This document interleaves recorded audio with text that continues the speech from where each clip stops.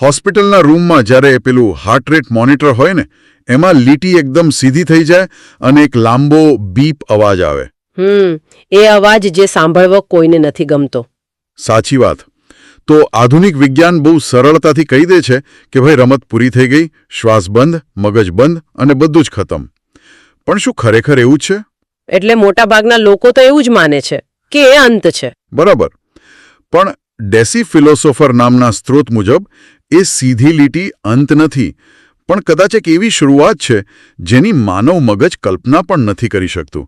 અને આજની આપણી આ ઊંડાણપૂર્વકની ચર્ચામાં આપણે આ જ વિષય પર વાત કરવાના છીએ. અને આ કોઈ નાનો સૂનો કોયડો નથી. આદિમાનવથી લઈને આધુનિક વૈજ્ઞાનિકો આની પાછળ પડેલા છે. અરે હા, પણ હું સ્પષ્ટ કરી દઉં કે આપણો હેતુ કોઈ કંટાળાજનક ફિલોસોફીનો લેક્ચર આપવાનો બિલકુલ નથી. એકદમ સાચું. આપણે એ સમજવાનું છે કે મૃત્યુ વિશેના આ વિચારો ખરેખર આપણા રોજિંદા જીવન પર કેવી રીતે ઊંડી અસર કરે છે. આ બધી 9 થિયરીઓ ખરેખર તો માનવ મનોવિજ્ઞાનનો અરીસો છે. તો ચાલો એ જ મનોવિજ્ઞાનને સમજવાની શરૂઆત કરીએ. સૌથી પહેલી થિયરી છે મટીરિયલિસ્ટ ડેથ, એટલે કે ભૌતિકવાદી મૃત્યુ. હા, આ સૌથી સરળ અને વૈજ્ઞાનિક અભિગમ છે. મગજ બંધ એટલે બધું જ બંધ. કોઈ આત્મા નહીં, કોઈ સ્વર્ગ કે નરક નહીં. પણ જુઓ, આ શૂન્ય થવાનો ખ્યાલ સમજવો માણસના મગજ માટે બહુ જ અઘરો છે. મોટાભાગના લોકો એવું વિચારે છે કે શૂન્ય થઈ જવું એટલે કોઈ કાળા અંધકારવાળા ઓરડામાં એકલા તરતા રહેવું. એ જ તો સૌથી મોટી ગેરસમજ છે. અરે, અંધકાર અનુભવવા માટે પણ કોઈક ચેતના તો હોવી જોઈએ ને. હા, મગજ જ ન હોય તો અંધકાર કોણ જોવાનું? બિલકુલ. આને સમજવા માટે ગ્રીક ફિલોસોફ એપિક્યુરસનો તર્ક બહુ મસ્ત છે. એમણે કહ્યું હતું કે જ્યારે આપણે છીએ ત્યારે મૃત્યુ નથી, અને જ્યારે મૃત્યુ છે ત્યારે આપણે નથી હોતા.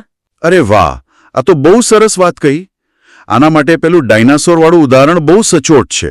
અચ્છા, સમજાવો તો જરા. એટલે કોઈ પણ માણસને પૂછીએ કે ભાઈ પૃથ્વી પર કરોડો વર્ષો પહેલા ડાયનાસોરનો સમય હતો ત્યારે તમને કેવું લાગતું હતું? કંઈ જ નહીં. કોઈ અસ્તિત્વ જ ન હતું. બરાબર ને? કોઈ પીડા નહોતી, કોઈ બેચેની નહોતી. બસ મૃત્યુ પછી બરાબર એવું જ શૂન્ય હોય છે. મીણબત્તી ઓલવાઈ જાય પછી એની જ્યોત ક્યાંય જતી નથી. હા, એ અસ્તિત્વમાં રહેવાનું બંધ કરી દે છે. પણ આ વિચારમાં એક બહુ જ મોટો વિરોધાભાસ છે. કેવો વિરોધાભાસ? એટલે આમાં શાંતિ પણ છે અને ભયાનકતા પણ છે. શાંતિ એ વાતની કે કોઈ નરક કે પીડા નથી, પણ ભયાનકતા એ વાતની કે માણસની આખી જિંદગીની મહેનત, એની ઓળખ, બધું જ કાયમ માટે અદૃશ્ય થઈ જશે.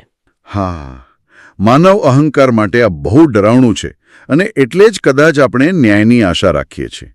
દુનિયામાં ખરાબ લોકો મજા કરે છે અને સારા પીડાય છે.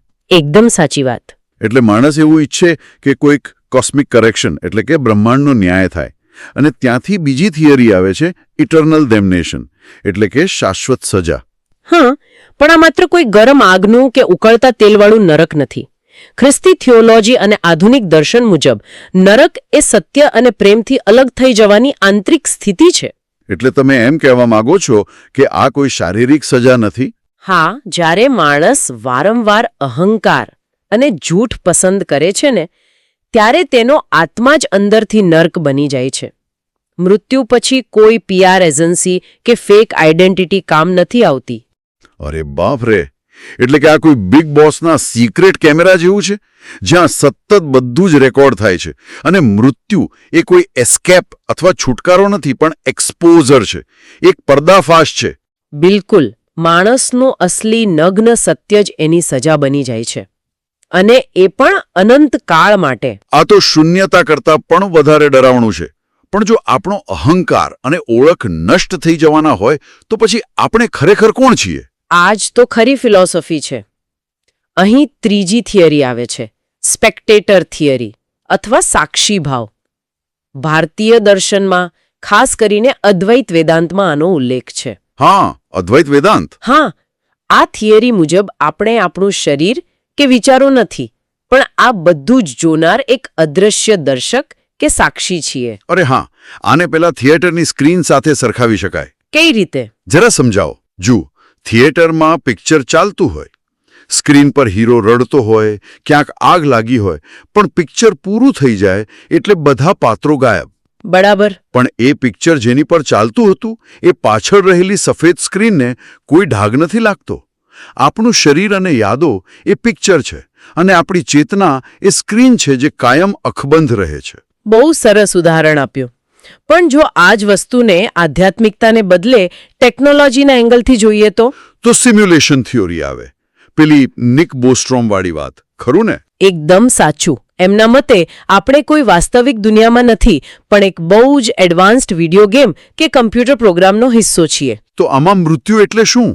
બસ ગેમ ઓવર? હા, અહીં મૃત્યુ કોઈ આધ્યાત્મિક ઘટના નથી, પણ એક સિમ્પલ ટેકનિકલ ઇવેન્ટ છે, પ્રોગ્રામ શટડાઉન. અરે રે, પણ તો પછી આપણા ડેટાનું શું થાય? એ જ તો કોયડો છે.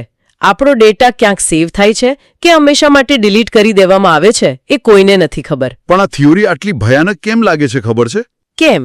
કારણ કે જો આ સાચું હોય તો આપણી પીડા, આપણું દુઃખ, આપણો પ્રેમ એ બધું માત્ર એક કોડિંગ છે અને આપણે ક્યારેય આ સિસ્ટમની બહાર જોઈ જ શકવાના નથી. હા, અને જો સિસ્ટમની બહાર ન નીકળી શકીએ તો એક એવી જાળનો વિચાર આવે છે જે ક્યારે તૂટતી જ નથી.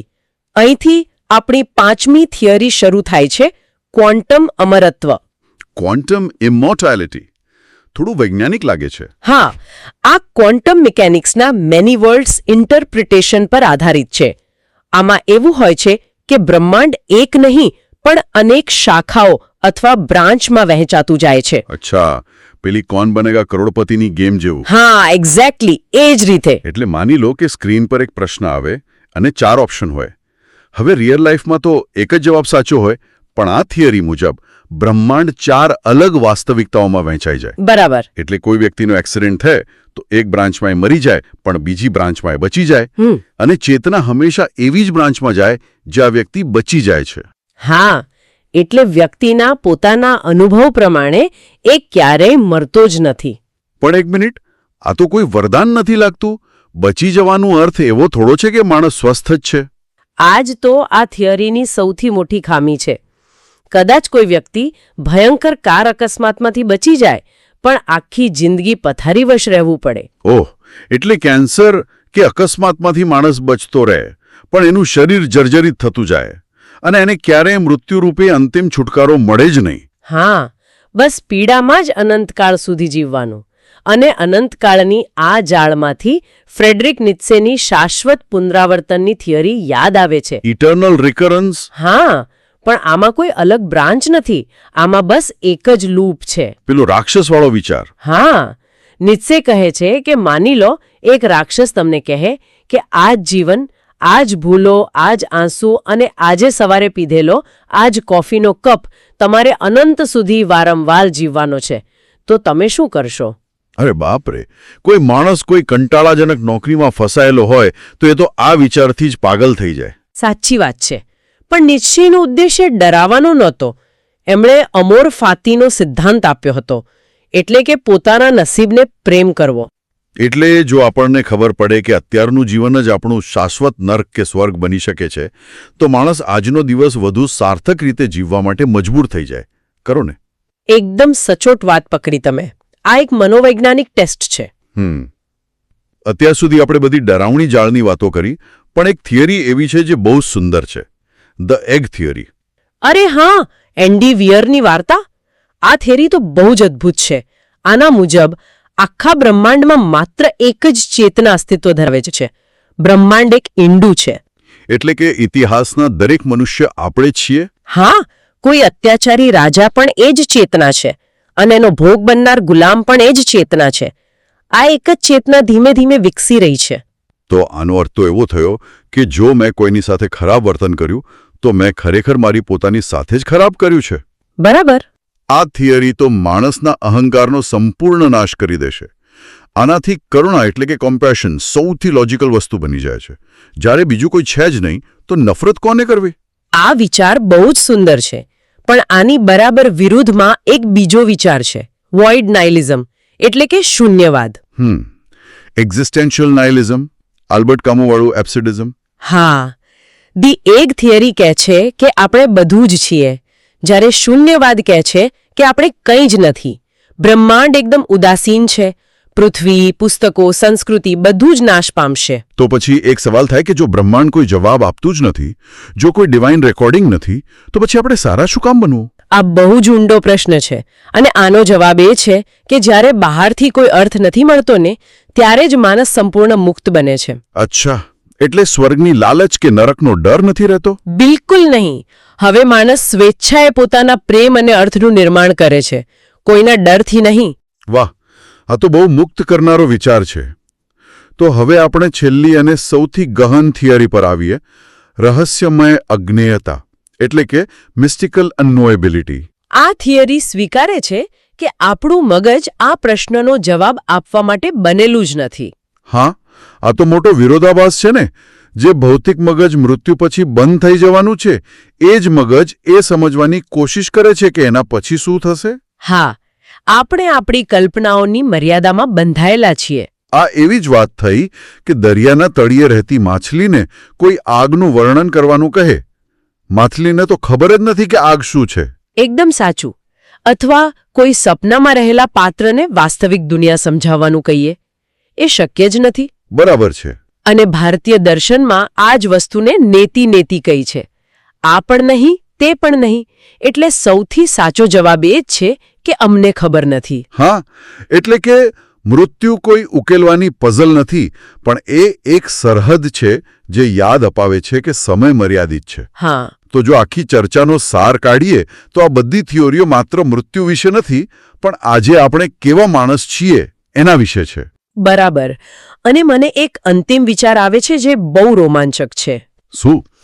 વિચારો, જો ખરેખર માનવજાતને એ ચોક્કસપણે ખબર પડી જાય કે મૃત્યુ પછી શું છે, તો શું આપણે વર્તમાનમાં ક્યારેય પ્રગતિ કરી શક્યા હોત? અરે, જો 100% ગેરંટી સાથે ખબર હોય કે સ્વર્ગ મળવાનું જ છે, તો કોઈ આ દુનિયાને સુંદર બનાવવાની મહેનત જ ન કરત ને. બિલકુલ. કદાચ મૃત્યુ પછીનું આ જે અજ્ઞાત રહસ્ય છે ને, એ જ સૌથી મોટી શક્તિ છે જે માનવતાને દરરોજ કંઈક નવું અને સારું કરવા પ્રેરે છે. આ બહુ જ વિચારવા જેવી વાત કહી તમે. તો શ્રોતાઓ માટે એક અંતિમ વિચાર મૂકીને જઈએ. જો આજનો દિવસ તમારા જીવનનો છેલ્લો દિવસ હોય, તો એ જીવનનો ખરો અર્થ શું હતો? વિચારવા જેવું છે. બિલકુલ. આજની આપણી આ ઊંડાણપૂર્વકની ચર્ચા અહીં જ પૂરી થાય છે. આ રહસ્યો પર વિચારતા રહેજો. શુક્રિયા.